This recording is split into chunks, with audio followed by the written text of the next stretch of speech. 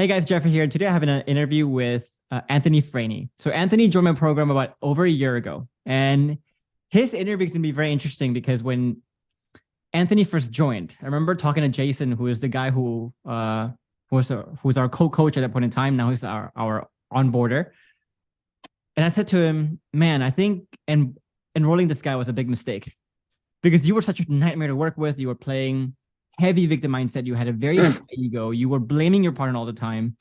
And you weren't ready to surrender to the program yet. You were still holding on to what you think you know, your approach, etc. But here we are now. You have turned 180 on that. Mm-hmm. In a lot of ways, your partner has literally picked you despite being in a very hopeless state. So you pretty much became irreplaceable enough to overcome the impossible in a way. So I want to talk about that. I want to talk about that journey.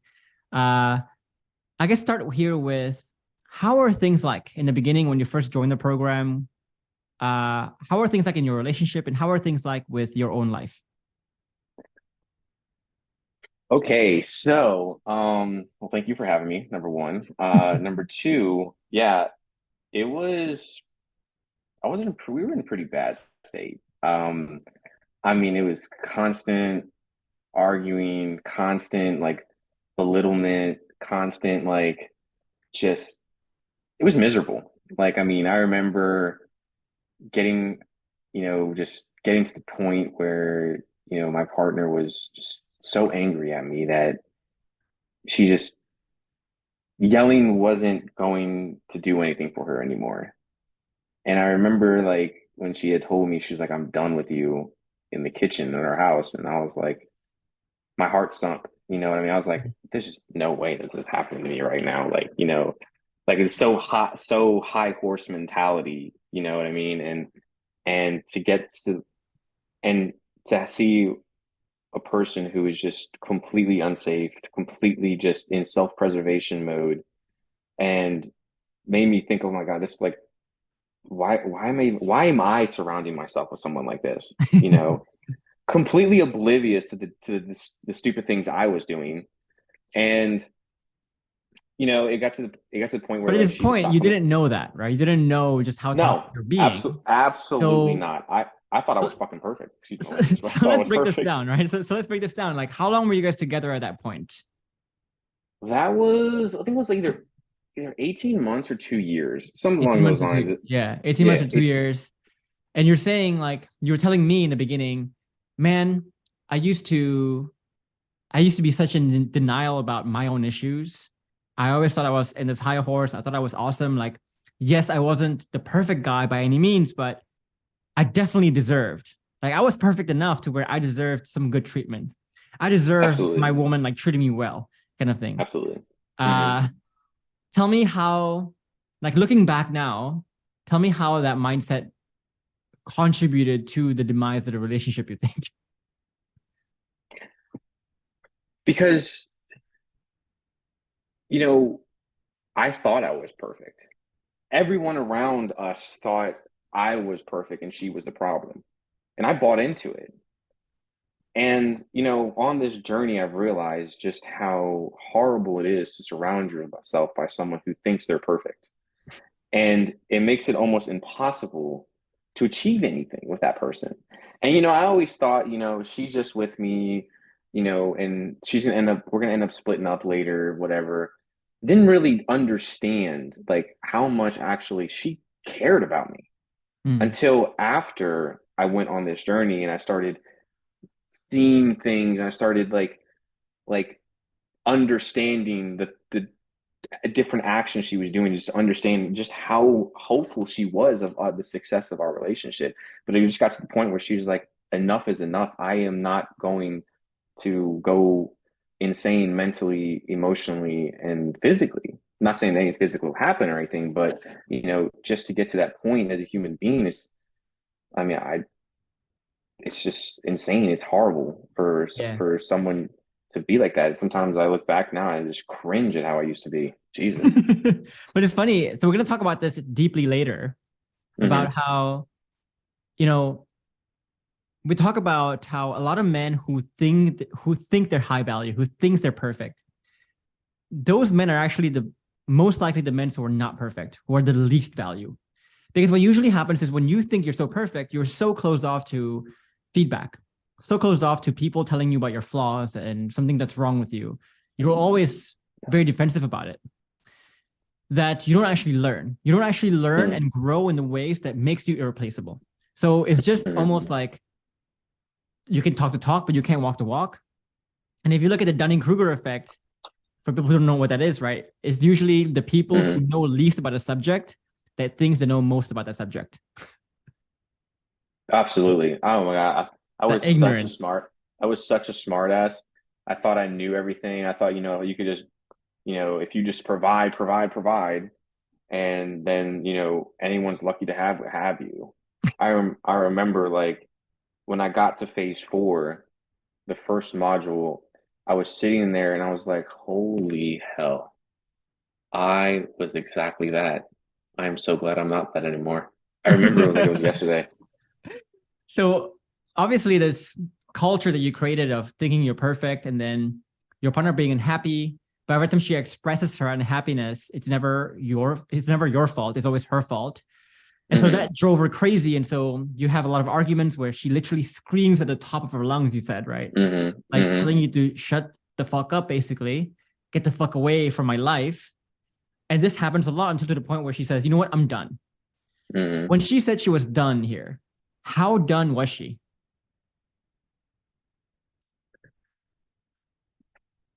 She started going out and not coming home for a month. It got to the end. We got she was very like standoffish, didn't want to talk to me. I was public enemy number one. She completely distant. The only thing she would talk to me is about stuff for the house. And maybe super small talk, what do you want for dinner or whatever. It was the first month and a half after she split up with me, prior to me finding the program, the whole month of November 2021. I mean, that was like one of the lowest points in my life, really. And I mean, she was done to the point where she was ready to move out. She was trying to find a place, and she was trying to make something work where she could just be done, like get away from me. She's done with Anthony, doesn't want anything to do with me. Like, go ahead, move on with your life. I'm gonna move on with mine. Thanks for everything, blah, blah, blah. Yeah. And I remember I was scrolling through the initial post that you had, and it was very desperate. Like the post was around, how can I manufacture contact? Because my partner is not talking to me. She's avoiding me actively. She doesn't want to be around me. We just talk about like simple stuff. But anytime I try to talk about emotions or the relationship or anything more difficult, instantly she shuts down and says, like, I don't want to talk about this. I already made peace with the fact that I want to leave already. I don't want to talk about, I don't need to talk about this. I don't need closure anymore. I'm done. Right. And then whenever you want to talk about your changes, you talk about like you join the program, for example, she would say, okay, great. Do it for your next relationship. I don't really care anymore. Right. So all these, I want people to understand here, like pretty much all the interviews that we do with people, they're probably in worse situations than you are in right now. Like they're started in very dire situations, which is why they paid the high ticket price tag to join this program in the first place, right? Right. So I know you said like we can bring this up a little bit, but your partner actually found someone else at that point too. It was late. It was mid in my journey. Back in July of 2022. So I had started, and then after November, after her being gone for about a month, things started warming up a bit. That was right after I started the program. And it's like I initially started seeing, wow, I was pretty bad. I was really bad, actually. And I started expressing that to her. And her biggest thing with me, I remember like I would always do tit for tat. Anytime we had a discussion, she would bring something up. you know what? Okay, so you did the same. That's exactly how I felt like you did 2 weeks ago. And she was like, I'm not even talking about that right now.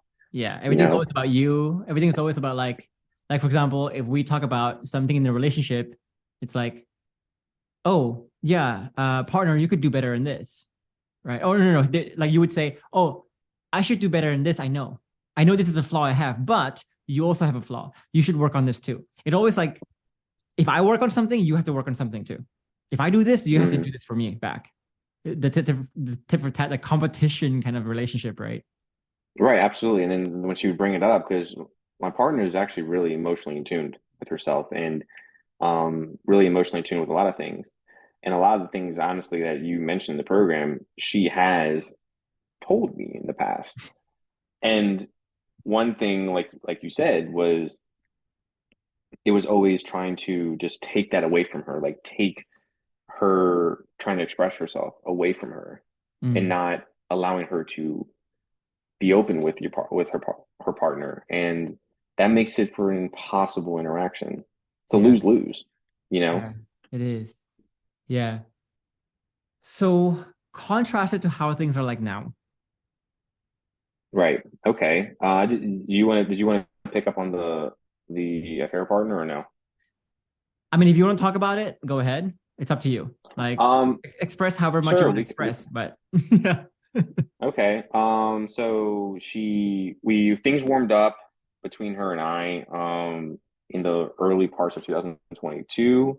But it was an illusion. I like to call it an illusion time of feeling like things were better than they actually were. Like there wasn't that much safety. There was enough safety for her to be around me, not to feel, in intimate danger, but not to where the level we are now. Mm, Like it was a convenience because we still live together. We have the house. We own a house together. You know, it was that. It wasn't like she's around me because out of want. You know, yeah. And the way I see this is we call this like fake reconciliation in our program, right? exactly, exactly. If you see interviews with like Andrew Wade, Hmm. Jason Gerber, there's so many more interviews, even Scott Barstad, Spencer Davis, all of them had fake reconciliation. And in fact, a lot of the people who come to the program, they join the program because they join other programs. So then they learn all these tactics on what to do, what to say. They Hmm. start to get some good results. But they realize that the good results isn't because their partner is coming back, not because like they want to be in that relationship. Of all the relationships in the world, I want to be in this one. It's more Hmm. of, I'm so scared of losing financial freedom. I'm so scared of Hmm. going into the unknown. I'm so scared of Hmm. leaving what is familiar that maybe I need to come back. Exactly, exactly. And I'm not saying that she's incapable of doing having those things on her own. She's a very strong, independent woman, and she can have those things on her own. But just the time of our lives, we're both the same age, so at the time of our lives, it made sense for her to be around me. Mm. And but then as the year went down, she was like, I remember her telling me, it's like, I think I want to date, and I was like, okay, okay, Another blow, um, another blow. right. I was like, and I remember she was driving her car, and I was sitting in the passenger seat, and I was like, damn, okay, I was not as good enough as I thought I was. But this is the All right. moment when we were giving you a crap ton of tough love at this point because I Oh saw that my you were not God, doing the dude. work, you were playing victim still. And I told you, right at that point in time, I told you, look, whatever good outcomes you're getting right now is not going to last. Mark my Right. words on this, it's not going to last. If you keep this Hmm. up, if you keep not growing like this, if you keep focusing on tactics, it's never going to keep up. And then it came true. And I think that was what woke you up in the end. It's like, Absolutely. It was that coaching call. It was a call from Spencer Davis to tell me to restart.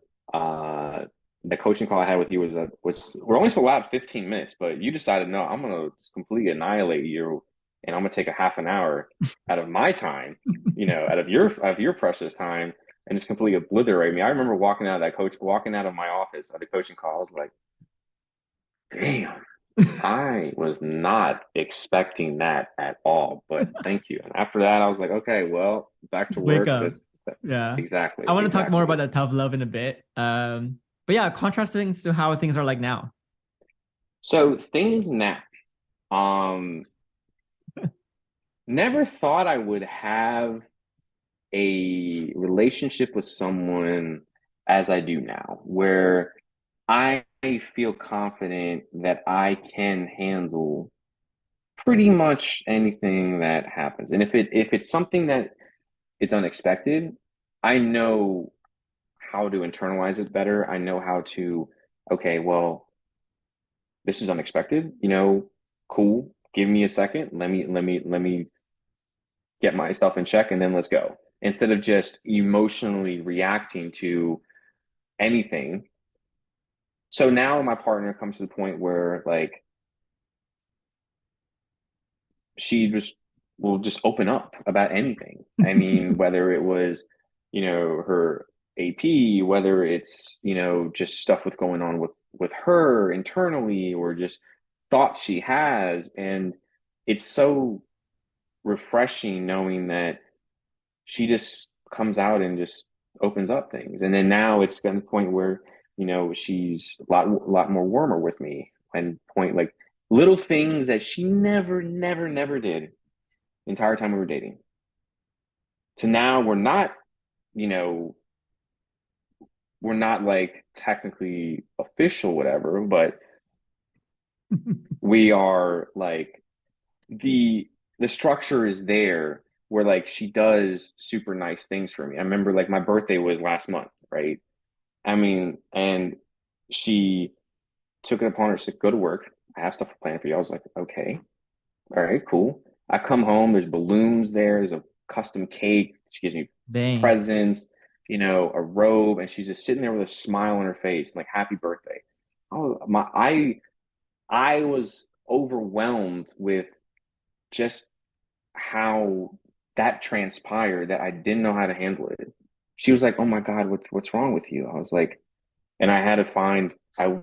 Sat in my SOC, right, which is the greatest thing, one of the greatest things you taught. And I realized I was like, I am not used to that kind of treatment Yeah. Yeah. from this person. And the only reason why this is happening is because she feels safe enough to do it. It's not because I'm telling her to do things. She just feels that she can be that kind of person around me now. It's always been inside her. It just, no one has ever, I shouldn't say no one. I don't know everyone, but I have never made that come out of her. And I thought it was never possible, but now seeing it and, experiencing it, it just confirms that like how important safety and trust is in a relationship. Yeah. Yeah. It's funny you say like, oh, we're not official yet. Because if I look back at my journey of reconciliation, I don't Mm-hmm. think we ever had a conversation where we said like, "Are we official? Are we official? Yes, official." You know, I don't Right, think right, any of my client success stories has ever done that before. right, right, Right now, like we have never had a conversation whether we're official or not, but it's just right, implied. It's just like there's no fine line. There's no like line where you cross and you go like, "Oh, this is unofficial. This is official." It's just right, right, an right, right. overall degree, but like in terms of it sounds like from every single standard that you can measure a relationship with, it's like, yeah, this is what a relationship is all about. Like you guys are talking and communicating deeply on an emotional level, on a spiritual level, on a physical level as well. Um, and I also find it funny how people always think like reconciliation is this point where you don't feel or you don't have problems anymore. Right. That's totally not true. It's the difference is Mm-hmm. like before you reconcile, when you have problems, you don't know how to talk it out. You don't know how to express it. You don't know how to resolve it. You don't know how to find a win-win. You don't know how to talk around it. People get all panicked and anxious and angry. Mm-hmm. But here, life is going to keep giving you problems, but who cares? Right? We can get through it together. Exactly. And that's actually part of the game. It's like relationships is not just about enjoying all the fun moments together. It's about like going through the difficult times together. That's the whole point, right? hmm Exactly. I mean, like, there's been times recently, like normal stuff, like just normal little stupid things, right? Relationship entropy, I call it, happens that would have ended in an argument and a blow up, either from me, from her, and then or my go to, just leave it alone for 2 weeks. Just leave it Mhm. alone for 2 weeks, and she'll be fine. That's how I handled crap in the Back past. then. Right. But now, like I made a mistake the other day, right? I didn't pay attention and I forgot to close the dog crate properly. So the dog escaped and it used the bathroom on the floor. She called me, she called me furious, right? And I was like, whoa. I was like, okay, cool. Like collecting myself, because I was like, whoa, this is out of the blue, right? You know what I mean? And then I was like, wait a minute, like I know what to do here. This is nothing. Like this is simple. Like, so I observed myself, figured out, found what she was really trying to imply. And then when she got home, we had a conversation and then within 5 minutes it was over. Yeah. It's funny Some too, because like as you turn more negative to positives like that, your partner, like you said, also becomes warmer over time. And you start to see her doing things and becoming a person that you never thought she was capable of. Like, if you look back at my relationship, right? I never thought my partner could be this feminine, could be this kind, could be this thoughtful, could be this just everything that I wanted, right? exactly. Because That's again, it's like exactly how I feel. you change the environment and you allow it, you make it easy for someone to become their full potential, hmm and they do it, right? But if you Exactly. destroy safety, if you kill the relationship, then that becomes a problem. But the problem again is like people, they don't understand the feedback loop of that. So they hmm find themselves in a position where they're unhappy, and their partner's unhappy. And because their partner's unhappy, they're not willing to do the warm things that you expect. Them not hmm doing the warm things makes you unhappy, which makes you do things that makes her even more unhappy. And it's just like a cycle. And nobody is willing to start the healing cycle here, Nope. which is actually my first point, which is in order for you to start that healing cycle, the only way you started your healing cycle was when you stopped playing victim, when you let your ego down, as you say, right? So there's a couple of things I want to say first before I turn it over to you, hmm right? First, again, understand that like Anthony, when you joined, you were considered in my head bottom 1% of whoever joined the program. Like I've never felt in a coaching call, in a client relationship where I was actually speechless. Like I was like, I don't know what else to say to you anymore. Right. I don't know how to Right. help you. And I understand now why your partner gave up on you and why you drove her so crazy is because you drove me crazy. Like, and I'm your coach. I'm not even in your life. I don't even have to spend every day with you. And you drove me nuts I already. know. I know. Um, and the ego was so big. And here's another thing I want to say too, is like, if any of you guys are listening to this and you are going through a brink of a divorce, a brink of a separation, I want you to understand that if you still hold your ego after that, something is off there. Because think about this, okay? For a lot of people who join, they're probably about like 35, 40 years old, 45 years old to the program, right? Right. Right. Their partners are usually around the same age. hmm So, for women, like think about this, okay? For women, getting a divorce or breaking up with someone when they're in their 30s, 35s, that's very different than breaking up with someone if you're a man.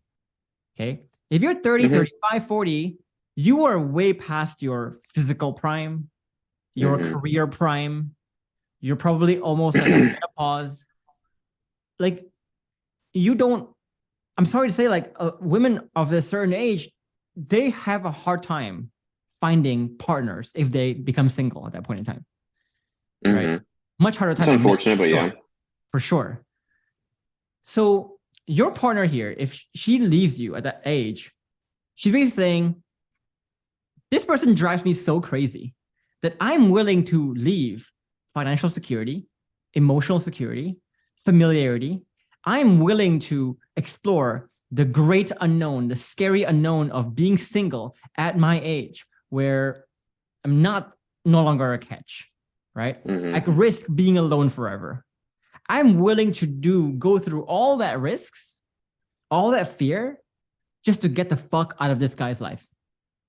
Just think about that for a bit, okay? Think about how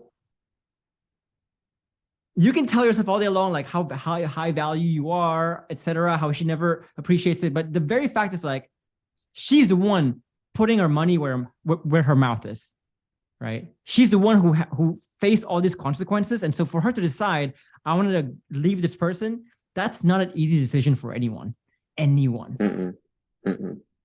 So for you to hold your ego after your partner says like, I know all the what I'm going to lose, I don't want to be with you. Basically, she's saying, I'm happy to pay a massive premium of my life to just get out of your life. I'm willing to pay to not be with you. Think about that for a bit. Now, obviously, when you joined, you didn't make that realization. You didn't make that connection. And you thought you were still very high value. Your ego is very high. Why did you hold on to your ego so high, you think?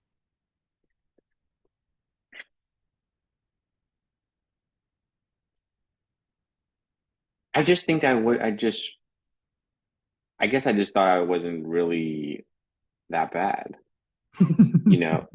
Like I could provide, I was nice, I was good looking, I was caring, all the low level on the low level. And that's all I knew. I never was taught like what emotional literacy is or what it means to be bulletproof, what it means to be, connect with someone on a deeper level. I didn't know what that crap was. No one ever taught me that. And like, so I thought whatever I knew was correct. And, anyone was lucky to be with me. And, I thought, well, okay, well, this happens. So sure, things will turn around eventually. We'll just end up getting back together, let me just learn some things and, not like you said earlier, keep like some tactics and just keep your program as a tactic thing, and I think the reason why I kill the ego is just because I couldn't kill my ego until later on. Was just it was probably some FAE bias. If I'm really being honest with myself, that I thought that like I wasn't really that bad. Like, equal blame illusion, you know what I mean? Where we thought, well, I'm bad, yeah, but like my partner's also bad too. And really accepting, and I didn't really start killing it until I accepted the fact that I only have control of what I have. I only have control over my actions, how I interpret things, and how I respond to things. And that is when I really realized, okay, well, I don't really have all the answers. I was Mr. I need to have all the answers, Mr. Know-it-all. You know what I mean? I can do anything, I can whatever. But not like humbling myself is really the biggest thing that helped me realize that I ain't shit. I wasn't shit. Yeah, I think before we go into that journey of like how you eventually woke up, what woke you up, I kind of felt the same thing in the beginning of my journey too, where my parents, my friends, people who I know very well, they're always telling me like how awesome I was. If she's leaving, it's really her problem, right? You need to find someone who appreciates you the way you are. If they cannot appreciate you for the way you are, then screw them, it's their problem. Exactly. And then you use all the reasons of, well, I'm successful in other parts of my life, so if I'm unsuccessful here, then it can't be my fault. It must be her fault, right? Because like people at work love me. People at work love me. Like, why wouldn't you like me? People at work tell me, I'm awesome. I develop great relationships everywhere else, but not here. So all these like narratives they kind of tell you like, hey, I'm good enough. But then at the same time, it's that narrative of you don't know what you don't know. So you don't know, you will not know that you're falling for the fundamental attribution error, FAE bias, if you don't know what the fundamental attribution error is, right? Exactly, Same way, exactly. like And that, you don't know you're supposed to play at level 50 if you live in North Korea and you only the best in your country is like living at level 5 kind of thing. So if your circle of friends, they're all operating at a certain level and they're operating at having very bad relationships, and you compare yourself to all your friends and you go, I'm better or equal to my friends, not realizing that there's a whole other world out there where people are playing extremely high value that makes your idea of high value very chump change, but you are not aware of that. You have no idea that you are on the other side of the curve, the growth curve. Yes, you are higher than most people, but like objectively, you're not high at all. exactly. No, I mean, and thank you for jogging my memory on that. But yeah, like you're absolutely right. It was at the time, it was, well, like, Anthony, you're this, Anthony, you're that, just everyone just feeding the ego, feeding the victim mindset that I was not the problem. Like, she's lucky to have you. That was always the thing that she got, right? Oh, you're lucky to have him. And so I think just being around that for so long, even prior to me knowing her, dating her, I was fed the same crap. And so I always thought, okay, well, if you just be nice, if you take care of her, blah blah blah, like you'll get what you deserve, right? Um, but like you said, the ignorance thing, and I remember it was sitting down, I was hearing something you were saying, I don't know if it was a module or something. I was like, the modern woman doesn't care about all that crap. Doesn't care about that low level shit anymore that like my parents cared about or my grandparents cared about. That stuff that they need us to survive. One thing that you always mention is that a modern woman now can survive on her own. It's what you can give her that she cannot live without. That is what matters. Yeah, yeah. And this is the difference really between what your definition of value is or what your definition of changes are, right? So a lot of men, when they break up with someone, they focus on things like pies. I don't know if you've heard this term thrown about. It's like they work on their physical state, their intelligence, their emotional state, and their like their spiritual. Basically, like they work on themselves, but the way they work on themselves is like, I gotta go to the gym, I gotta go journal, maybe I gotta go read some books and become richer and make more money. They think that's what it means to be irreplaceable or to be high value. But being jacked, having money is what we call like necessary, but not sufficient, right? Yes, Right. It's necessary that you need to be like in shape to be attractive. Yes, it's necessary that you got to get your finances together, man. Yes, all these things are necessary. But if, let's say, you get jacked, if, let's say, you get rich, she doesn't give a shit. That's not going to be the criteria she uses to choose someone, right? Because at the end of the day, like you said, your partner, she can get her own job. She can get her own money. My partner is a very wealthy woman herself. Over 7 figures net worth, self-made. She doesn't give a shit how much money I earn. She cares about, is this person giving me the higher level values in the Maslow's hierarchy of needs, for example, like self-actualization values, the esteem values.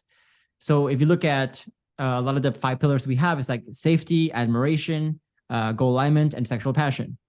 The reason why it's those 5 pillars is because if you can give those 5 pillars, you're giving the high level values, which are the values that are necessary and sufficient, right? So when people say like, I want to better myself, that's not you going to the gym. Yeah, sure, you need to go to the gym, but you need to focus on higher level wins and growth and skills than that. That's what you're referring to. Absolutely, yeah. So yeah, go ahead. I was gonna ask if you had another question. No, so the thing though, it's like, you know, when you think about this notion of asking someone to spend the rest of your life with you, Oh yes, that famous line. right? Yes, That's a you have one freaking conscious massive life. ask. That's a freaking massive ask because and and I'll start with like kind of my turning point, and then I want to go you to go in your own turning point of how this realization turned it for you, how it lowered your ego. But like for me, my partner told me at that point, it's like, Jeff, you know, let me ask you this, right? When you were a kid, did you dream about your dreamy relationship? It's like, yeah.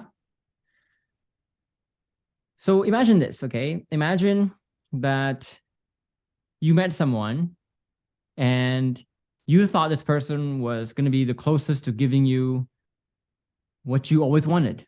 Since you were a child, you've been fantasizing about this, or what you want out of the relationship, etc. And then as you get to know this person, you realize that this person is very far from that. Not even close, right? Very far from giving me anything that I want. Like this is a relationship where I don't admire this person anymore. I don't feel safe. We can't align on anything.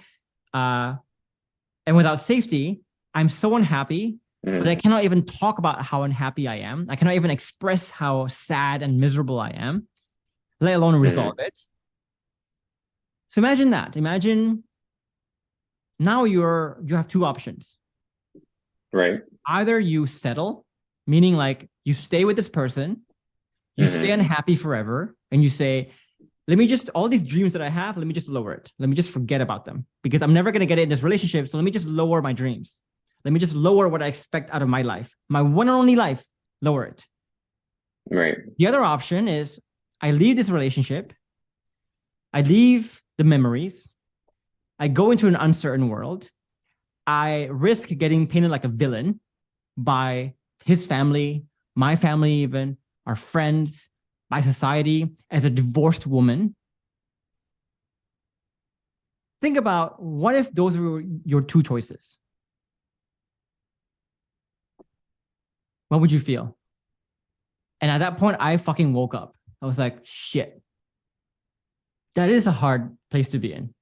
You're right. That's a much harder place than I was ever in. So obviously that example gave you a big wake-up call when I told you that. Was that part of like what made you realize like, oh shit, I'm not the victim here. I think I've been the one victimizing her. I think I've been making her the victim. Yeah, absolutely. And it really happened like when we started engaging in conversations, when you know, when she started opening up a little bit more and got to the point where like I did express that. Like I did express that, like, you know, I'm asking a lot from you. And was asking a lot from you, and I was asking the wrong way. And I hope that if just, you know, the famous analogy was grab your popcorn and just, you know, sit down and watch.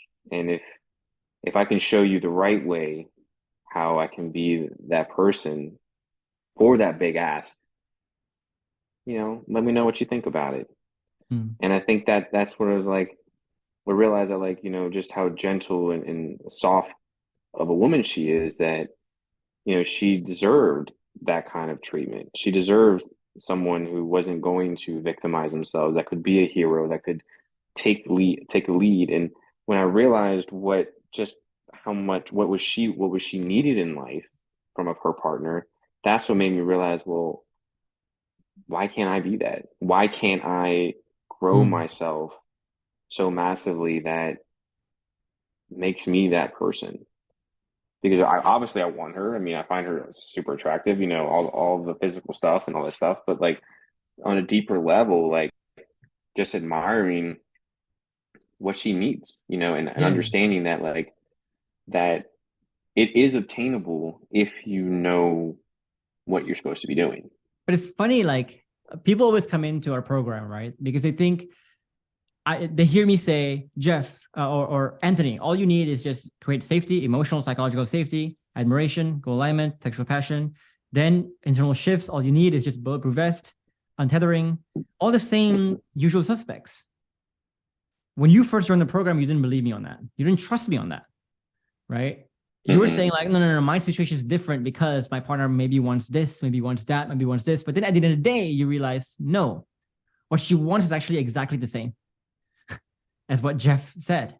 Because it's a very fundamentally human thing. It doesn't matter if you're a woman, man, how old you are, every human being, right? If you are in a position, if you're in an environment where you're getting the maximum safety, admiration, alignment, passion, and you're someone who can understand the frameworks, how to guide conversations, is bulletproof, like that's what you want.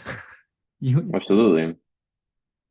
Like that might come in different flavors, but it's still ice cream that you want, kind of thing. Like you want those things. Absolutely. That's why we say like no situation is ever unique, right? No, I mean the beauty about it, everything is like the stuff that we learn in this program it's universal. It's universal for any relationship, whether it's a business relationship, whether it's in a relationship with your partner. The only thing is you got to add your own flair to it. You got to add your own twist to it. Not saying deviate from the processes or anything, but make it your own to accommodate the situation you're in. I'm gonna act. I think in one of the modules we talked about like different characters.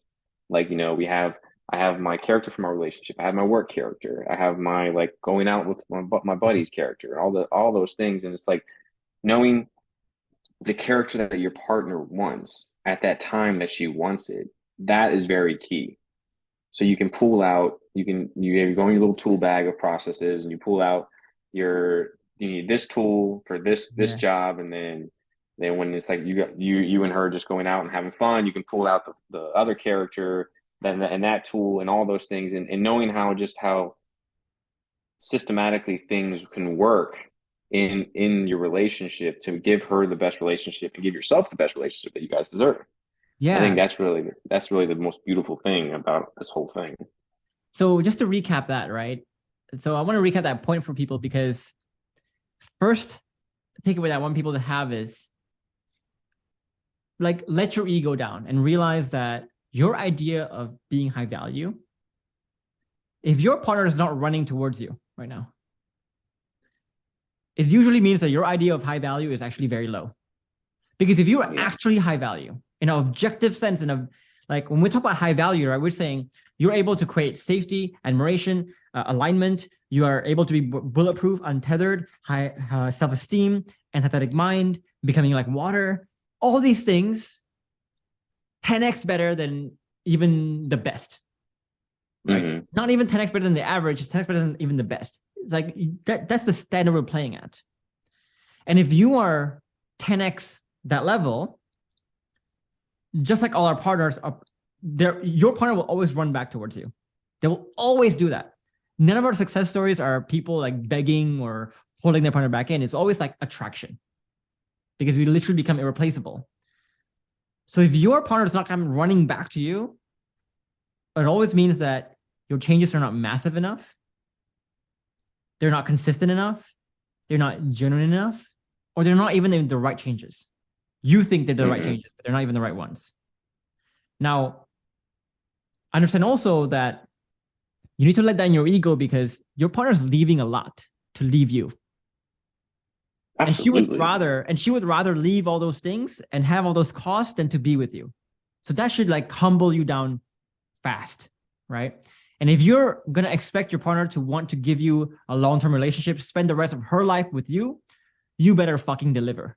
You better give her what she needs, what she wants out of life. You better level up. Because if you are saying, I want her to give the rest of her life, her one and only life for me, and you're not even irreplaceable, you don't even want to do the work, you are a selfish prick, basically. Yeah, it's absolutely unfair to her to ask that. And I told myself that I cannot ask her to do that if I haven't done the work. I haven't changed enough to even allow her to even contemplate the idea. That's not fair to her. Yeah. It's disrespectful. It's almost disrespectful if you really think about it. It to is, put right? that. Yeah, I don't Yeah, care if you're yeah, unhappy. I don't care how miserable you are. It's about me, right? I want exactly. you here. I don't want to get divorced. It's like, do you hear yourself, right? When you say stuff like that, you know? Yeah. Um, but then there's always like this subset of people who's always complaining about the work, right? So you were one of these people, right? When you came into the program and you realize how deep this program was. This program was not just about like learning tactics. This was changing the fundamental thing about you, the fundamental who you are. We're changing the very identity here. And so we tell you, Mm-hmm. you gotta do a lot of work. You gotta do a lot of practices. You gotta do a lot of like share your videos, get your videos critiqued. You got to change your whole mindset Mm-hmm. together. Like the program is a long, tough program. What was your initial thoughts when you first saw the program? When you first got into the program, you saw the curriculum. Mm-hmm. What'd you think? Okay. So, I mean, obviously, like I'm a go-getter for most things, all the things in my life, really. So I'm very ambitious.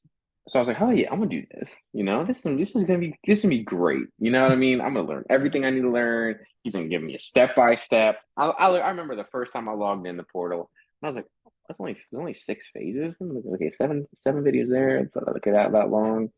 You know, that phase is that long. That phase. I was like, oh, you know what? I could probably finish this in 2 months. Right? I literally told myself that, and then I started like going through phase one, and I was like, okay, you know, just start typing away, you know, take all the notes and stuff like that. And then I was like, wait, what is he asking me to do? He wants, oh, damn. Oh, you know, shit. Like, That's scary. wait, Well, that's wait, uncomfortable. what is POS? Like, what did you want me to do? Like, being untethered, like, what, in the disguises of desire? Like, what? This damn alarm for 3 hours on my phone? Yeah, it was like this is whatever. Okay, I'll do it, you know, and then but never like hell yeah, I want to do it. It was like, okay, I'll do it. If this gets me where I need to be, I'll do it. You know what I mean? But not doing it because I wanted to do it. Yeah. So I think like for you, you were always ambitious. So you went into the program thinking like, yeah, this is probably like if I just like put in my effort, my every ounce of energy to this, just like anything in life, I'll probably get it. But then you realize that what I was asking you to do is actually things that you're not used to doing, things that is very different than what you're used to doing. So for example, like what do you do for work? I am I have a family business. It's a landscaping and also a tree nursery. Great. So like to become good at that job, right? You can logically get good at Hmm. that job, you know? Absolutely. But when it comes to changing your emotions, changing your paradigms, changing your emotional side of things, which is what we're doing here. We're not teaching someone mathematics. We're not teaching someone how to do engineering. We're teaching someone how to look inside their mind, look inside their emotions, look inside their blind spots, look through their paradigms and the stuff they've been like suppressing for a very long time. But Hmm. the process to learn logical things and the process to learn emotional things are very different. So you came into the program thinking, you know, this is probably like another class like engineering or whatever it is where I can just go in. If I understand it conceptually, I get it, great. But no, like we are asking to do things that will actually work for the emotions, the soul, for programming, like auto suggestions. You have to like make your own recordings, get it critiqued. You have to spot your disguise of desires, for example, for untethering. Then you have to kill it, right? You have to destroy it. You have to identify how you're playing victim, and you gotta understand how to reinterpret that. Like there's so many Hmm. softer skills that we're learning, and I think the softer skills intimidated you because you think Yeah. like Right. the way we learn those emotional things is the same way we learn the logical things. Exactly. Exactly. And being in a career where everything is so logical, so hands-on, and so like you can just do this and you'll get the outcome you want. It just made me, you know, be programmed that way. You know what I mean? And it got to the point where like I didn't like want to do anything. Like I didn't want to do those hard works because I was like, oh, like this is not what I'm used to. This is not Yeah. what I need to do be doing. But But it's like you funny, said, right? it's Like when people resist what we tell them to do in the program, because like we tell them in the program, just do what I say, no questions asked, and you will get your results. You will. But then a lot of times people don't do it because it makes them feel uncomfortable, right? So they resist it in a way, in their own ways. But then what I always say to them too is like, if you're resisting the work I'm telling you to do, there is a reason why you as a client, you are older than I am. Jeff, you're older than I am. But you managed to learn less about this side of life than I did in my years. Think about that. The reason why is that you only like a certain kind of practice. So for example, like a great example I have is around physical things. So what if, okay, you want to get jacked, you want to get muscular. What do? You got to lift weights, right? Mm-hmm. But what if you don't like lifting weights? It's gonna suck. It's gonna suck. There's a reason why you're not jacked, because you don't like lifting weights, right? You don't value the act of lifting weights, the journey of it, etc. Same thing here. Like, why do you suck at relationships? Because usually when it comes to the opportunity for you to do the thing, to get better at relationships, to get better at your emotions, to get better at the internal stuff, you avoid it. And so right here, like this program is literally giving you everything you need to fix your internals, to fix your softer skills, but you're rejecting all of it. Well, you rejecting everything in this program is you rejecting everything in life too, because absolutely that's why you suck, right? Exactly, and it's like it gets to the point where like, and I actually talked to my partner about this the other day. It's like, you know, when you judge who you want to become, it makes it impossible to be that person. Because you're like, well, why would I want to be that? You know, like I can't do that. Or you start second guessing yourself and psyching yourself out about like, is that obtainable? And then, you know, it becomes a self-fulfilling prophecy of doing that. And that was like one of the biggest things I had to deal with was not judging myself for what I want to become, and not judging for myself for where I'm at in my stage of the journey. You know, when I look at like people, like when I look at you, when I look at other A players in the group, I'm like, oh man, I want to be like them. I'm like, wait a minute, this guy created the damn program. I'm not going to be like him right now. I just started this damn thing. So, you know, like to like really like reprogram that and like settle that in so you can like I could actually do the work that was needed to do and feel okay and like get that emotional value. You know what I mean? Like, yeah, I love that because like so what Anthony's referring to is what we call like the antithetic mind and unjamming yourself. So let's talk about that in a bit, but just to close off this point, right? It's like, yes, right? Like working on your relationship, like looking within and letting down your ego and finally seeing your flaws for what they are. Looking at your flaws right in the face and go like, I need to fix that. It's hard, right? But again, like we said in the program, you got to choose what kind of hard you want. Absolutely. So there's some people that are coming in sometimes, right? We tell them like, hey, this is your case. I can help you more than you think, but the journey to doing that will take a lot of hard work from you. And they shy away from that, right? They don't understand it. It's like they want a tactic still. They want a shortcut still, just like how you did in the beginning, right? Then what I say to them is this. I say to them is like, okay, so you have a choice now. You either do the work or not. If you decide to not do the work, then stop fucking complaining about how shitty your life is.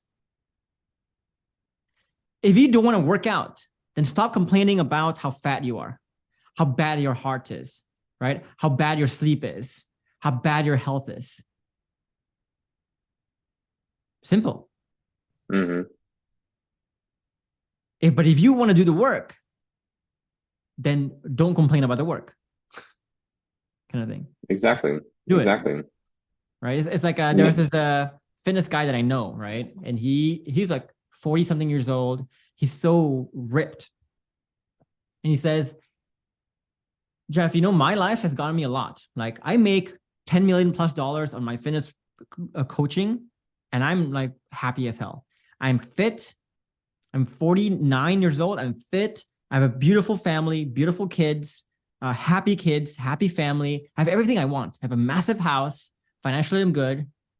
But you know what the cost is to getting all this? My diet is so strict. I eat one fucking carrot cake a year. That's my allowance for cheat meals, right? So the other side to it is, if you don't want to sacrifice so that you only eat one carrot cake a year, then don't complain that you don't have my life. You're absolutely spot on. And that brings up a good point. I was thinking about this. Through this journey, I did sacrifice a lot. I sacrificed my old self. I sacrificed everything that came with that. I lost a lot of friends doing this because they were not aligned with what I wanted to do. Mm-hmm. And I didn't want that distraction anymore. Now, sure, I still have those people in my life after I have figured out that, okay, I have mastered this stuff and I understand where they're coming from, and I can see, okay, they don't have this knowledge. I can't judge them for that. One thing that I was able to reframe, which was my biggest DOD, was self-flagellation, was, okay, feeling bad for what I am. But I'm like, I can't blame my teachers. I can't blame their teachers. Like, I can't blame them for the teachers they had. You know what I mean? So that's when, like you said, like with the sacrifice, like instead of going out to drink, I would stay home on a Friday night doing the program. Like, can we turn your phone around so people can see just how much work you've done in the program? Yeah, let me turn the light on so it's better. Yeah. There we go. Yeah, just look at this. So, this is your war room of the program. This is my RR command center. So look at that. Straight out of all the slides. Yeah, those are all the frameworks, and then that's like other material. That's like other material, and different things. I had a couple more up there, but they've fallen down from the years, and I have a dual monitor for my laptop and stuff like that. So yeah. So yeah, same thing, right? So again, like, to recap for people, it's like, if you don't want to do the work, if you don't want to do what it takes, okay, then don't complain about the fact that you're having a divorce. Don't complain that your partner is not coming back. Don't whine about how shitty your life is. If you want an awesome life, if you want an awesome relationship, if you want something awesome, if you want to become irreplaceable, then stop complaining about how hard the work is. Absolutely. That's it, right? Everything you pick has pros and cons. You do the work, yes, it's hard, but that will give you a different side of bliss. If you don't want to do the work, that's easy, that's blissful, but it's going to be hard in many ways too. Absolutely. Because there were times that I wanted to give up. I was like, no, like, screw this. Like, I'm not doing this anymore. I've done this so long. I was like, wait a minute. Like, this is literally 1% of my stupid life. 1% of my life that could potentially change the other 99% of it. Well, less than that, because I'm where I am in my life. But like, I'm like, and then just reminding myself of that was like, that's okay. Yeah. Okay, so what? You know what I mean? But you know what's funny? Like, people start off like that, right? People start off by saying, like, okay, even if I dedicate a year or 2 years of my life into this program, that's literally, even if you're like have 50 years left, that's only maximum 4% of your life. To enjoy the remaining 96, that's fucking worth it, right? But then what usually happens is, once they do the 4%, once they do the 2 years of work, they realize, shit, this is what I want to do forever. This is not even hard work anymore, Absolutely. And because then it's like, it's not even hard work because it's already programmed into you. The same way you were programmed to be toxic is the same way now you're programmed not to be toxic.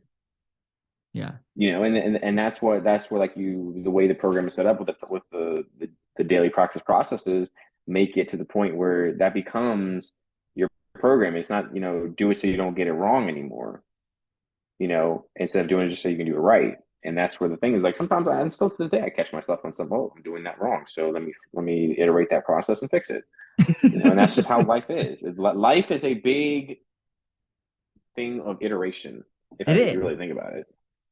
But I want to stress on what you said earlier, which is about that being water, playing different characters. Hmm.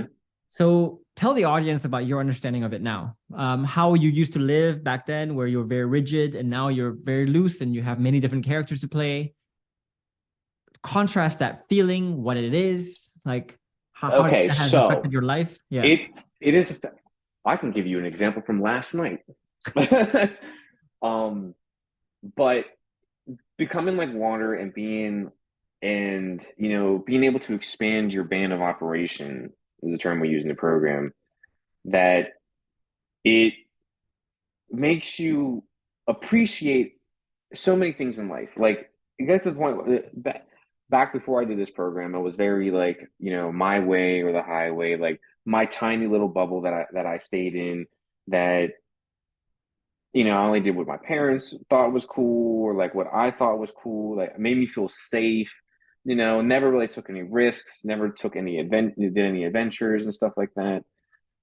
And I think that like, one thing I do appreciate about my partner the most, one things I do appreciate about her a lot is like just how much she pushes me to be adventurous, pushes me to be this um person who always wants to level up, Mm.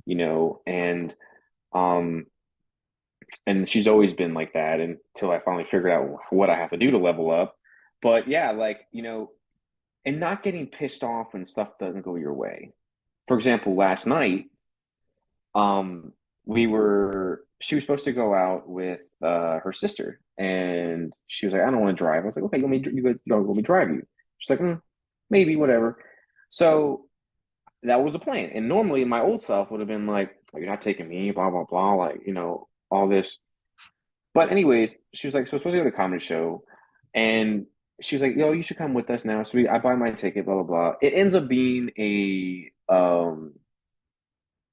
poetry performance. Yeah. No comedy whatsoever. And I'm sitting here like, I look at her and she's like, I am sorry. I was like, no, don't worry. This is you having a good time? She's like, yeah, I'm having a great time. I was like, yeah, this is enjoyable. Because I was sitting there, I was thinking like, I've never been to a poetry show before. Yeah. I would have never been to a poetry show if this was like, but appreciating what these guys are actually pretty damn talented. And to be able to like take that, it could have been a potential negative situation and completely Mm. just turn into something positive. We had an amazing time because of it. And this So is such a like this thing that Anthony's talking about is such a massive part of why people are successful in the program, right? Like it's so many implications, this thing.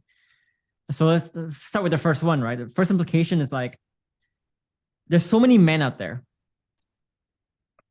mhm, They have no problem, for example, being masculine, being mhm, logical, but they cannot be feminine. So, for example, like you are an executive at work and you are successful and you're talking with people in a very masculine way, you have a very masculine mindset, but then you come home and then your kid starts crying to you. It's like, Dad, help mhm, me. You're like, I want to talk to someone. You can't do it. A lot of men cannot switch from work mode to home mode. Why? Because their character is so rigid. They only have one character. They cannot switch the character. They're uncomfortable in different settings. So when it requires you to be feminine, to be compassionate, to be understanding, to be seductive, to be a fatherly figure in a more feminine way, in a more less dominant way, if it requires you to like change your tone of voice, change the way you think, you approach a conversation to talk not logically but emotionally, you can't do it because you're mhm, jammed to one side. It's almost like if you play like RPG games, like video games, like mhm. your charisma is so your physical stat is so high and your charisma is like zero. So the only missions you can do is all physical missions. But if you have to do Right. like charismatic missions, you're fucked. Same thing here. Yeah, you Exactly. can Exactly. thrive at work, but when you come home, you're so screwed, you know? Right, exactly. Exactly. And the second thing is also like around interests. The most common reason why couples, break up is because they grew apart. They have different interests. Maybe they're not meant for each other. Maybe they're just too different. Why is that? Mhm, Because one person is so rigid in what they like, what they don't like, what their preferences are, what their hobbies are. And the other person is also super rigid. If they don't meet, they don't connect, then think about like you can't do anything together, you know? But let's say if you become more like water and you become someone who can be feminine when he needs to, masculine when he needs to, become seductive, become stoic, whatever, the opposite. You can play whatever character you want. It doesn't matter if you're at work, if you're at home, you're going to be thriving no matter what. You're always going to be like at home. You're always going to be comfortable. That's what we say, like unjamming your character, right? Don't stick yourself to like one character, one identity. Become fluid. Yeah, exactly. Because that also helps you with your partner to empower her to be the best she can be. Because if you jam yourself to one side, the side that, like, let's say she brings something up to you, right? And she's like, I want to do this, right? Whatever that case may be, and completely you don't like it at all, right? And if you're jammed to that one side, you're gonna throw a hissy fit, and it's gonna cause a lot of problems. Instead of being like water, you're like, wait a minute, like, why don't I like that? Like, I don't know anything. If you're really honest with yourself, you probably don't even know anything about that. Yeah. So then you can use the frameworks and discover what your partner is interested in, why she's interested, and you can probably figure out, actually, that doesn't sound that half bad. So then you guys have another layer that you guys connect on. So to pick up on what you were saying, like when you're jammed to one side, it just crumbles everything, all the pillars. Yeah. Like when I was so jammed, right? I remember thinking, man, there were so many memories that I could have made with my partner, right? Because like she would go to these very extroverted events, clubs and stuff like that. And I never went with her because I was always very introverted, right? That was me. That was my identity. And I realized like, why? Like this is such a big part of her life. Like there's so many memories that she has that she can get, experiences that I'm missing. And vice versa. There's probably a lot of experiences that I get that she's missing as well. Think about like, that's not what a couple should be like. Like you're basically living, two people who happen to sleep in the same bed, living very different lives and wanting different things. So of course, eventually you're going to say, you know what? I don't think you're my life partner because the overlap of what we can do together is so tiny that we end up doing the same things over and over again every single week. And we feel like the other is not really interested in what we're interested in. That sucks to be in a relationship like that. Yeah. Right? But now I can just say like, I will go to the cosmetic store with you and I will actually enjoy it. I will actually like love it. Right. And the other implication to this too is also like, let's think about the implications this has to creating safety, admiration, alignment. Like, who would you feel safe with, right? Someone like, if you think about expressing your ideas, your thoughts, your feelings, would you rather express it to someone who has been there, done that, who has experienced what you experienced, who understands what it's like to experience what you experienced, or someone who hasn't experienced it before? So if you are talking about to your partner saying she's talking about her femininity, like she's having issues with her feminine side, for example, but you have never even explored your own feminine side. You don't even know what it's like to explore the feminine side. Why would she talk to you about that? Yeah, dude, it's pointless because if you don't know, the conversation is going nowhere. Yeah. And if you don't even know how to like have your ego killed and be antithetical, you're gonna make it about you again, and you're gonna like, wait, are you calling? Wait, I'm not feminine. Like, I don't know. I don't want to be like that. And then this whole society has this whole polarized thing of like masculine versus feminine, and then it just gets imprinted on us that makes us realize, well, like, it's okay for a man to have a feminine side. Yeah. And like you learn that in the later parts of the program of just how important that is to get that sixth pillar, the last pillar. Without being able to it's impossible. It's impossible to be like create sexual passion if you're jammed to one side. It's impossible, like legit impossible, right? But it's also important for just the overall like bulletproofness of yourself too, right? Because when you have attached your identity so much to being masculine, for example, and if your partner will tell you like, dude, here's some feedback on your masculinity, it's a bit toxic, you will get so defensive. And the quote we always say is like, if you become water, if you don't have any identity, you're water, you can't shoot water. You can't hurt water. You can punch water, but they'll just like come back again. The same thing, like when someone attacks you and you have no character, you can play whatever character you want. Nothing can hurt you.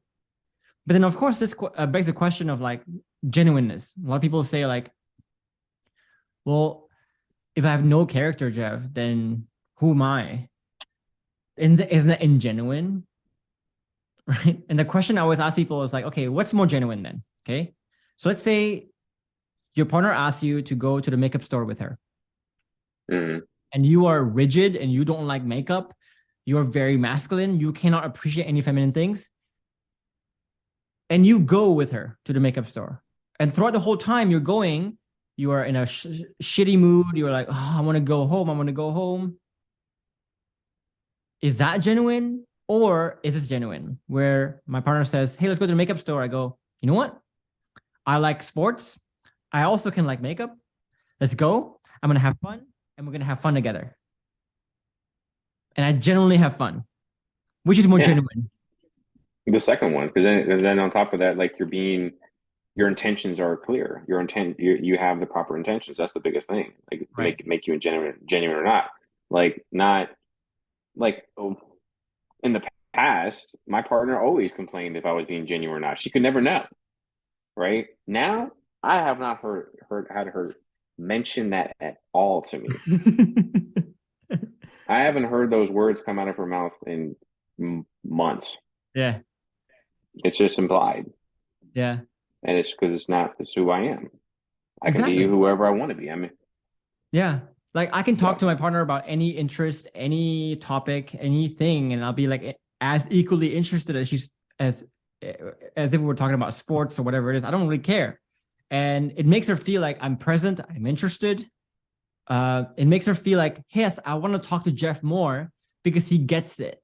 And that creates this unbreakable bond eventually. And it all starts with this act of like becoming water, unjamming yourself. That is so crucial. And if you take the program, right, you'll know just how crucial this is to everything else. Like this is like the one skill, the one hub that really enables you, unlocks all the other skills for you in a sense. It's crazy.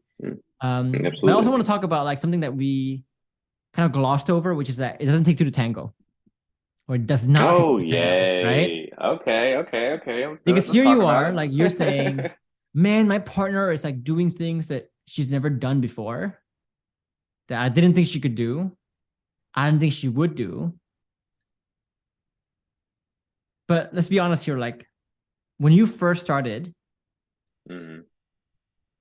you thought it took two to tango. Like you bought into that principle. Yeah, I mean, who wouldn't? I mean, that's just what you always say. Like I remember I had this other thing where like one of my buddies, if you see this on YouTube, I'm sorry, I'm calling you out. He's like, a relationship's like two hands. You can't just have one.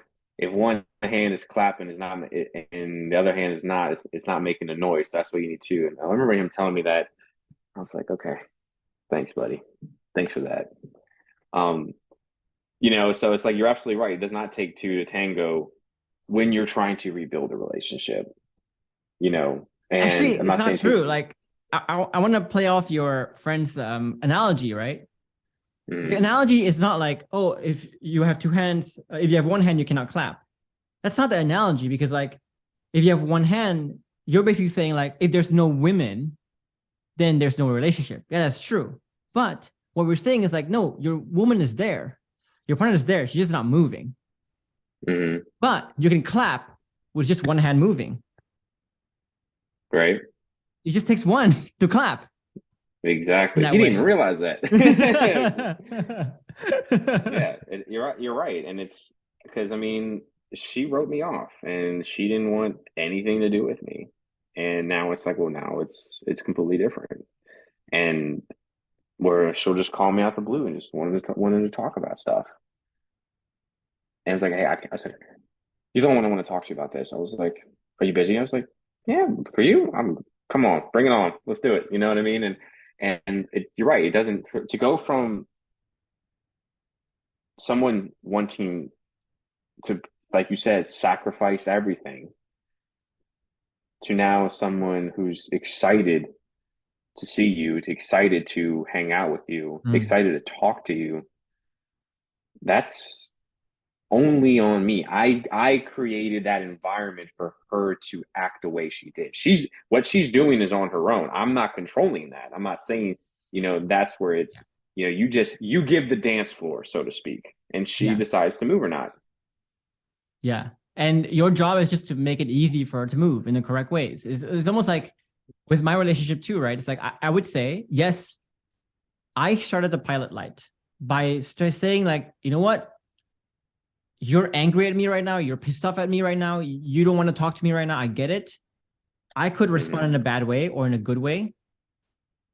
And I decided right then and there to go like, you know what? Let me start the pilot light and say, you know what? Let's kill the old negative feedback loop and let's start a new one. I said I did that, but it Mm-hmm. doesn't take away from the fact that my partner then took my leadership and also reciprocated, right? Absolutely.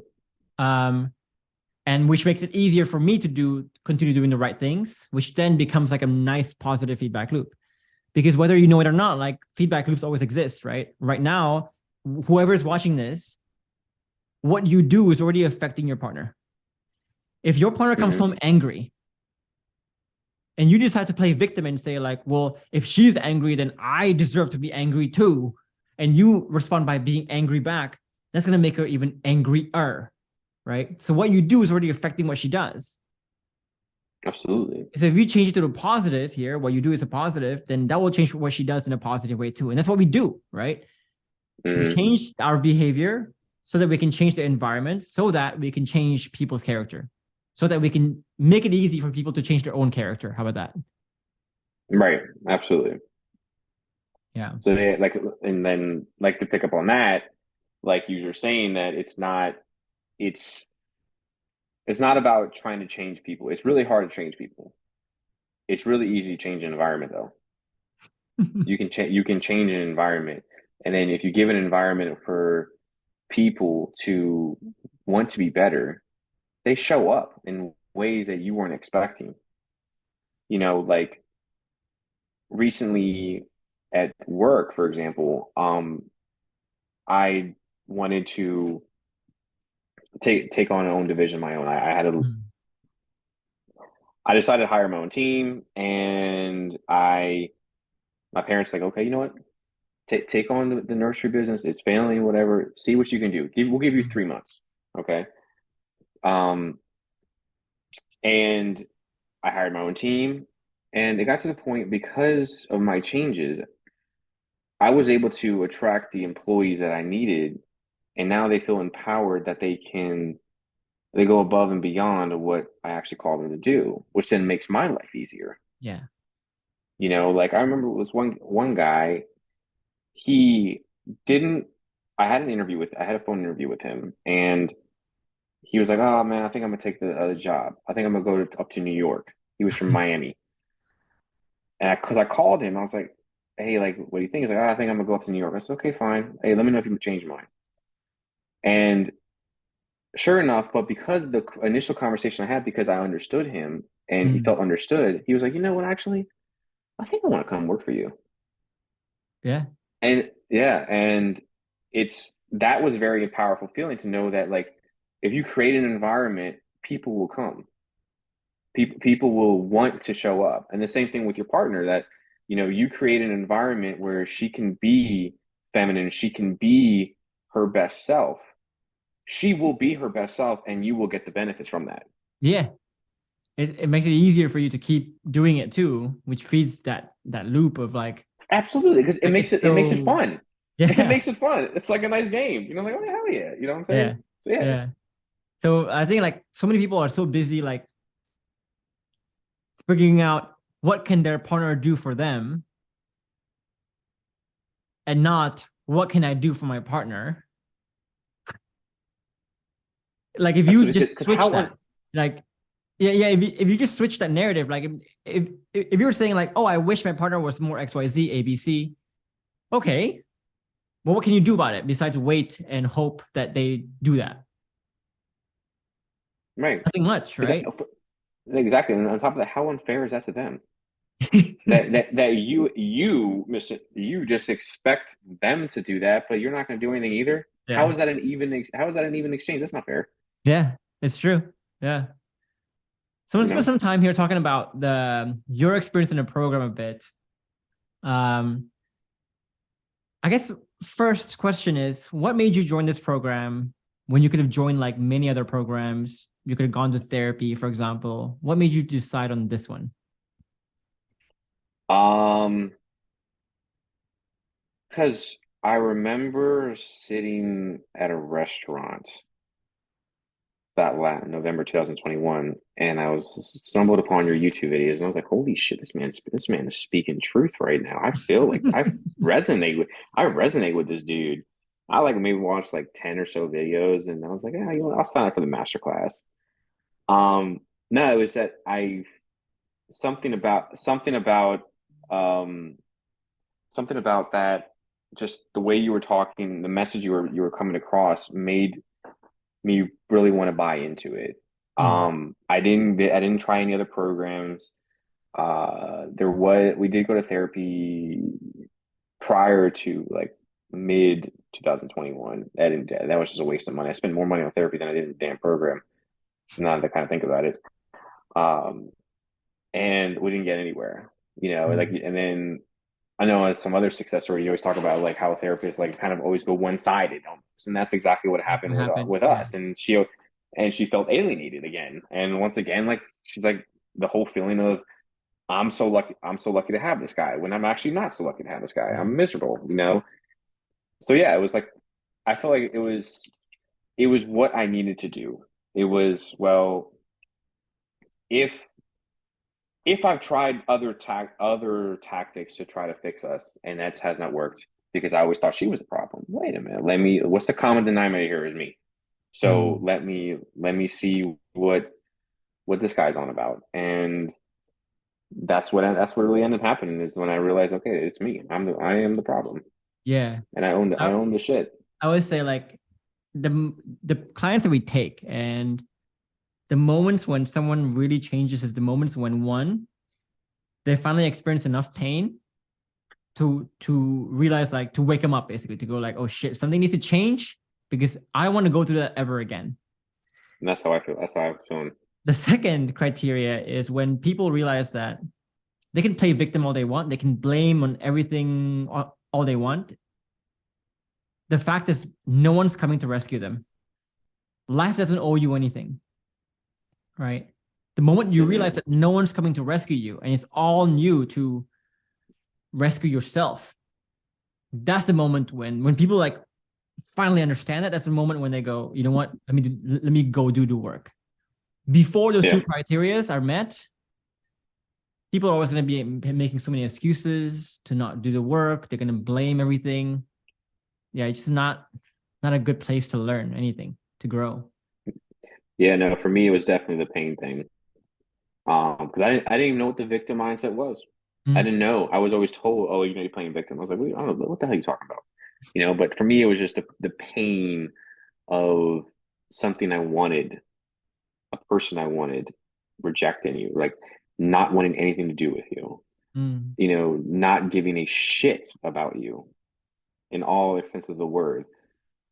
That pain right there, knowing that you've actually lost this person yeah, because of what has happened. That is what really said, whoa, she's actually a pretty awesome human being. And, you never realize that. yeah. You said you felt relief when you joined the program. When you Mm-hmm. like, what was that relief for you? The relief was finally learning what the hell was going on. Finally understanding. Like for me, I don't know what it is, and then maybe other people are like this too, but I feel so empowered when I learn something new. Mm, Like when I like every time I'm going through a rough patch, like even this journey, like it was always like you watch the next module and you learn something freaking mind boggling, and you're like, hell yeah, I can do this. you know? So like when I was started at phase one, and I started like the first couple modules, I was like, holy shit, like, yeah, I was doing that. I was doing that. I was definitely doing that. Damn. Now I can like now it was broken down to me. I explained all my actions. I could explain my actions to her. Mm. And it was enlightenment made me feel great as a Yeah. whole.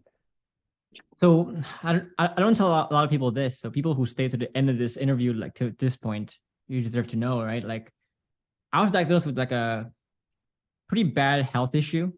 Uh, Basically, like without treatment, I might not last another like 5 years.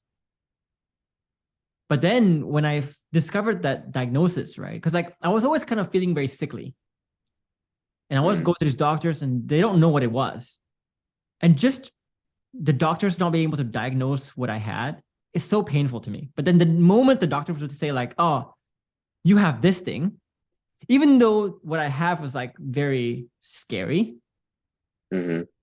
I would rather know than not know, kind of thing. So I think it's the same thing. Like here you are in your relationship and you're like, okay, things are falling apart. I don't know why. I have no idea why I do the things I do. I have no idea why things are happening.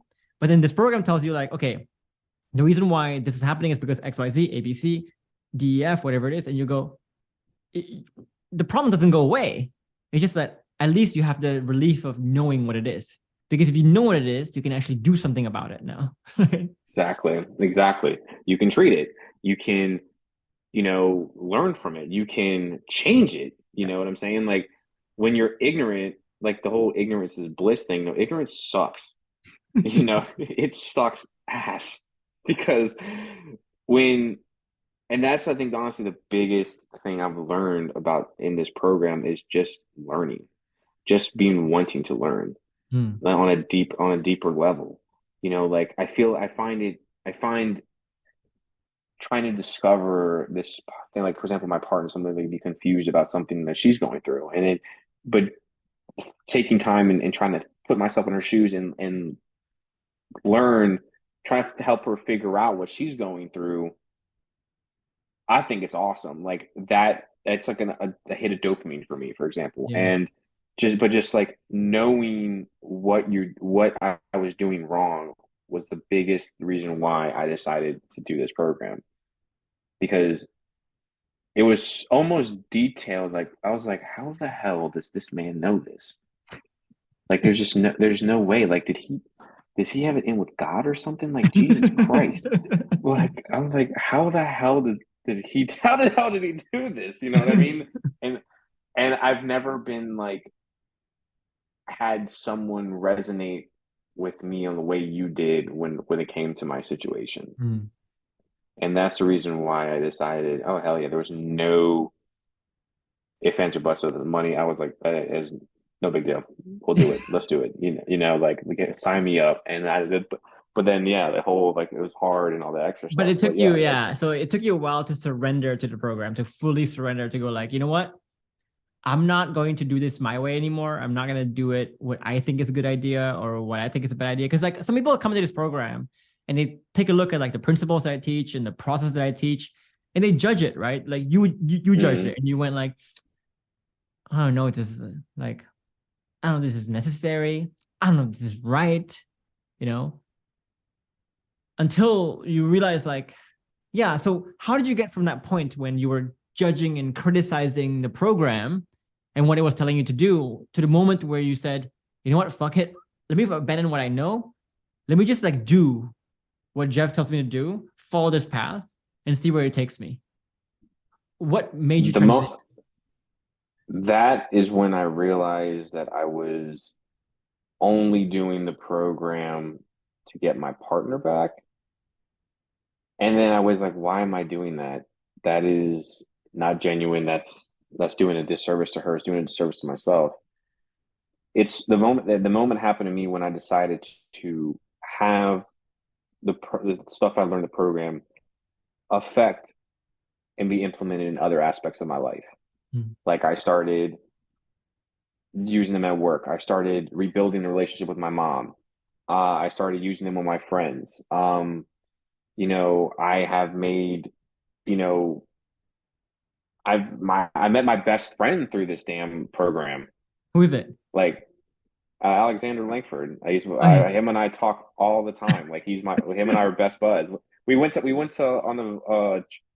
LA in November last year yeah. for a little yeah, I had a business trip to do. Dang, So I that's was like, hey, you awesome. want to yeah, so thank you for that. Just being that when I expanded the program into that's part of my life and instead of only keeping it in the bubble of my partner, that's when it was like I have surrendered to this program. Mm. That's when I Because did. you see the evidence of it showing up in so many parts of your life, you're like, oh my God, like if I just follow this, everything, every relationship, business, family flourishes. Sure, the relationship Hmm. hasn't flourished yet, but I see the signs here, right? Um, Exactly. how much did Exactly. being surrounded by other success stories help with that? There was a point in my process where one of my DPPs that I made for myself was to watch the success story every day. I would send I would drive into work and watch the success story and watch throughout the day to finish it. But that was one of my DPPs to keep myself motivated. It's like, yes, that's what I'm going for. I want to be like those people. I would admit in my goal, I was like to end up an interview with you. I was like, if that man doesn't chew my ass out, if that man doesn't chew my ass out in the coaching call, well, I want him just to call me to chat sometimes. You know what I mean? So that was like being around that and just being motivated by all these people. It's like, you know, seeing where like it's almost like when you're in grade school. Like Mm. I feel like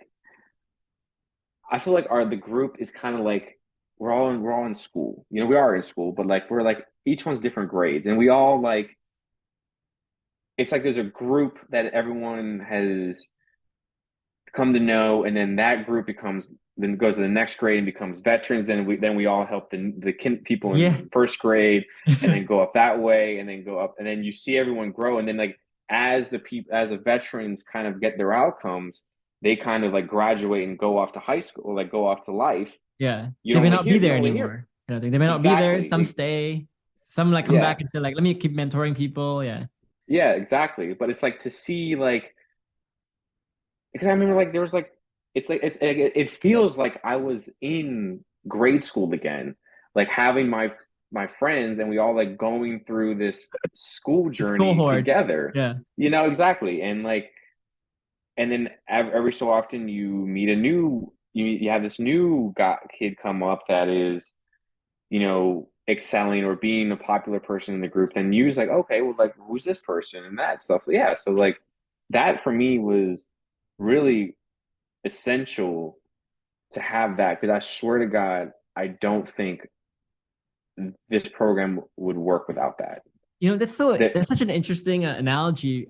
I do feel that way too, because like as a coach, I'm the only constant in this one, right? I'm the mm-hmm, one constant where I see the many people. I'm always looking at the same like categories of people, and I'm always seeing them just passing through. And I mm-hmm, remember, oh yeah, I was talking to Jason. I was like, oh yeah, I remember the era of this person. This is the era of this mm-hmm, person. The era of this person. So like you were saying, it's almost like you come in, you're a freshman, and as a freshman, you're looking at the seniors and you're going, whoa, I see your results. How can I want to be there? So right, you slowly become the senior, and you become the senior. You have a choice: either you become an alumni and you do your own thing and you disappear forever, or you can say, I'm going to be an alumni that comes back in and mentors the people who are the freshmen. mm-hmm, So it's interesting. It's exactly like that. It's exactly like that system. It's interesting. People just move forward. Yeah. exactly. And it's like I know my graduating class if I really want to talk about that. You know what I'm saying? Like Yeah. there's like 10 of us that we all would always post throughout the group.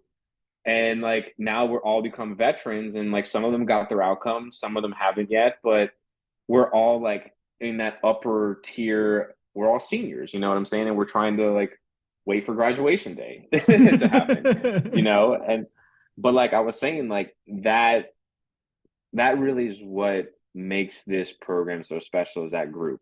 I think it's I one of the agree. best, one of the best things you did. And like it would be almost impossible to learn and learn as quickly this program without that group. Mm, Because if you think about it, like no one in the world is really doing what we're doing. Like there's what 1,500, 1,600 people in the group, whatever, out of the 7 billion people in this world. That is a minute number that no one is doing this. So to be alone when you're already alone, that's like asking, that's a recipe for failure, I think. yeah. So I really appreciate you doing that because it's helped it's helped me grow, it's helped me build relationships, it's helped me honestly like not feel alone in this journey. There was times when I was alone because my partner was out and about with her AP and or just not around, and I'd feel alone. But like it was nice to like just get on Facebook and like talk to people, and then you can practice, and then you end up killing two birds with one stone. You're not alone. You're also I leveling think up. for me, what's big is also like you get to practice with people who are playing at the same level or wanting to go to the same level as you do. Because like Absolutely. you talk to most people, and like you talk about like not playing victim, you talk about fundamental attribution error, becoming water, stuff like that. Most people won't even get it. They won't get like why? Why would you want that, right? But they don't understand like again, we do this work not to make it harder for ourselves. We do this work because we know that at the end of the rainbow there, the end of this work is something more amazing than most people can ever experience, can even fathom of experiencing a lifestyle, Right. a state of happiness, a state of being that is so blissful. Like, yeah. Yeah, absolutely. And it's the being a so it makes you feel like you're like the being around the group, like you say, talking with people who's like on the same plane of reality of you at the time in your life, it makes it comforting. It makes it easier to do it because there's times like you said, like you're not available all the time. So if you have a question and you want to bounce some ideas off some from mindsets or see if you're still being a damn victim, you talk to one of your people in the group and like, hey, you're being a dumbass right now. And that's happened to me several freaking times, Yeah. and it's okay, So and last that's thing I want to talk fine. about is like that tough love that we gave you, right? Because like Oh, yay, let's talk about that. this is the last thing we're gonna talk about. What when you first got it? Because like the tough love that I give is very painful. Like I get fucking intense. I understand. And sometimes like I get intense in public. Like I will publicly, not on purpose, right? But I will on a coaching call, I will like give you crap and everybody can see that. Obviously, that brings a lot of shame. What was your initial feelings and thoughts around that? Well, the first couple coaching calls I had with you were so bad that you didn't even post them. Um, then then I had the infamous one, and I was like, I'm gonna get. I was like, whatever I happened. You think know the what? title for that coaching call, I remember was like, whatever you do, don't be like this guy or something like that. Don't make these mistakes like this guy or something like that. I Oh think yeah, and then on top of that, and then like a couple months afterwards, you put it on a takeaway Tuesday, and I was like, oh shit, I'm coming back to life again. So I was like, fine, you know what? People learn from my mistakes, and that's cool. You know what I'm saying? But like, so to answer your question, it was necessary and also like terrifying. It was necessarily terrifying because it was, you know, essentially like when you sign up for this program, you're basically making a promise to you, Geoffrey, that we're going to listen to you, and no matter what the rest of the world says. So it's frustrating, like when you're not being listened to. If you did all that, spent the years in the work and the resources to make this damn program, and you see a person who thinks that they're the shit, you have to call them out on it, and like you're going to make sure that that frustration and calling out is known in a very way that I never was ever experienced in my life from a coach. And but it's the tough love is something that is a beautiful thing because you know that at the end of the day, it's with the right intentions. You're getting tough love because you want us to be successful. You want us to experience the life that you experience in our own way. Mm. And I think that's what makes it special. That's what makes it a necessary thing. And without it, you're not going to learn because we're hard headed people. We're hard headed as The reason shit. why you're here is because you're hard headed. Like your partner gave up on you. Like That your partner gave up talking to you, ex- trying to coach you. You know. exactly. And so like you're kind of like the last partner we have. You're gonna freaking coach, you're gonna coach us so we can move on. You know what I mean?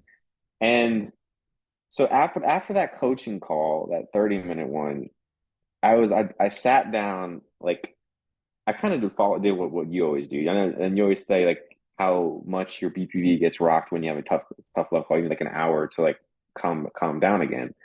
And like I had to sit down and like really like reflect on everything you had told me and just how oblivious I was being again. Hmm. And that's what really made me sit down and like, okay, I'm faltering in this, and this. And I had to humble myself and continue like, okay, I have two options right now. I can say, well, fuck whatever Geoffrey says, or I can be like, wait a minute, he's successful. He has what I want. Why not listen to the guy who has what I want? Yeah. You know what I mean? Yeah. And so that's what I end up having to tell myself, and then that's what happens. Like a lot of people, you know, when they see tough love, you know, or when they see a tough love coaching call, you know, I hear the comments or like we talk privately. That's oh, you know, that person got cheated. I'm like, so what? It was needed. Obviously, they're doing something wrong. You know what I mean? It's not Jeffrey's just not going to call you on your shit because he wants to. Yeah. You know It's what I not mean? fun for me. Like, No. but like you said, right? It's like uh I come to terms with this recently, which is I realized that I'm not coaching high level people. Okay, let's be honest here. Okay, I'm not Right. coaching wannabe entrepreneurs, for example, people who want to be entrepreneurs, people who want to make money. I'm coaching people who have driven their partner so nuts. Their partner has deemed them so hopeless, so uncoachable because they play so much victim mindset. They have such shitty attitudes. That's who I'm coaching. Mm-hmm. So if I have to like, because I always ask myself, like, why the fuck am I saying this to a fucking grown adult? Why is this something I need to say? I think I said that to you at one point. Like, you're a fucking grown adult. You're older than I am. How the fuck is this a thing that I need to even say to you right now? But then I Right. realize, no, there's a reason why their partner gave up on them. And if I give up on you guys, then you got no one. Like you got no one. Everyone gave up Mm-hmm. on you, right? Um, Mm-hmm. and all I ask is like, don't give up on us too. Like if I give you tough love, right? Don't go, oh fuck Jeff, he's a meanie, he's an asshole. It's like, dude, we're trying to help you. We're trying to help you when everyone else gave Absolutely. up, or everyone has left already. We're trying to help you. And if you are villainizing the last people who are trying to help you, is there any wonder why everyone who tried to help you left? Absolutely. No, it's not. And that's a great point you bring because like, you know, people always actually I got a compliment on that the other day actually. I was like, yeah, you know one thing about you, Anthony, is that sometimes like stuff you say, like I can hear a DOD coming out and I call you out on it, you're like, you know what? Thank you for that. Thank you for calling me out on that. He's like, that's freaking awesome. That you're so humble that you can do that. And but like that it's necessary to grow. Mistakes are an amazing opportunity for us to grow, Mhm. you know, and that is, you know, there's no need to be on your high horse when you're getting your ass chewed out. Because then you're gonna lose again. You're losing that. You're already losing because you're getting your ass chewed out. So either you can get get up, dust your pants off, and walk in a different path, or you can sit there and while away and cry. But there's no need to do that. Yeah, yeah, agreed. Yeah. It's not easy for me to like give tough love. But you know, oftentimes, right? I don't tell a lot of people this, but like, it's an act. Because my thinking is like, dude, this person needs to fucking wake up. Like again, like they need to feel the pain here. Life obviously hasn't given him enough pain. So let me give him fucking hell.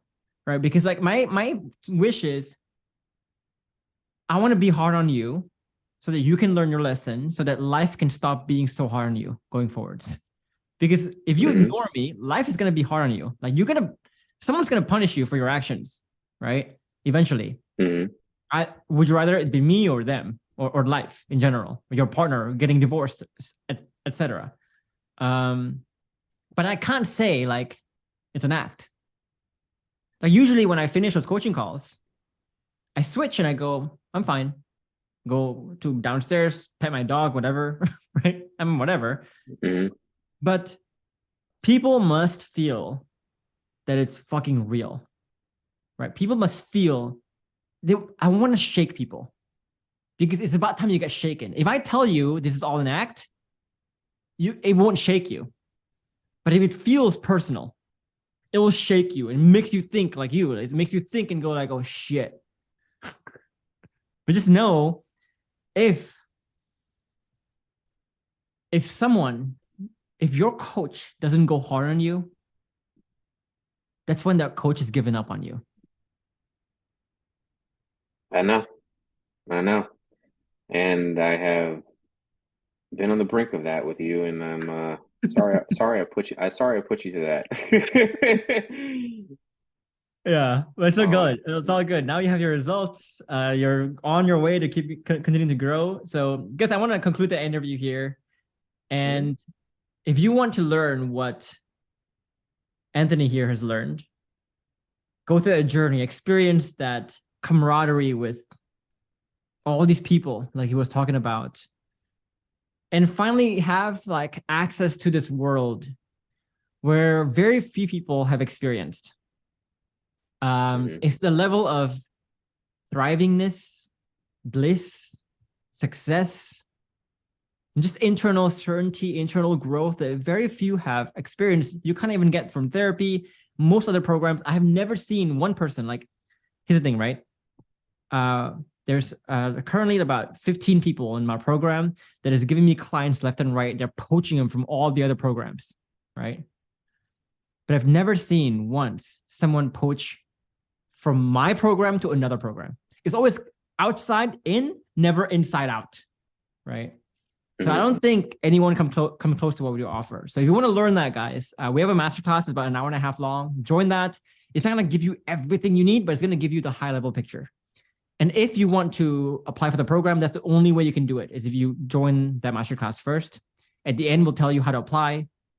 Be sure to pay attention to the application process very closely, because we only take in less than 10% of people who apply right now. We only have room. We're a small company, and we want to make sure our standard of service is still high, no matter how big we get. So with that said, hope to see you guys in the program soon, and all your applications coming in soon. Anthony, one last question for you.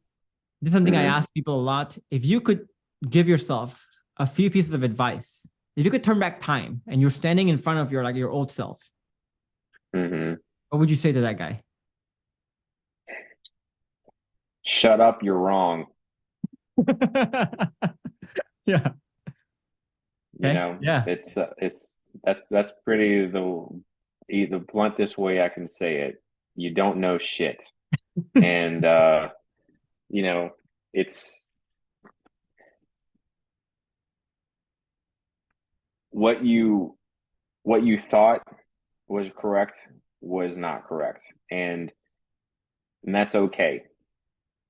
What you learned, what you know at that point was what you had experienced in life from who you experienced it from. You're not locked into that person. You can be different. Yeah.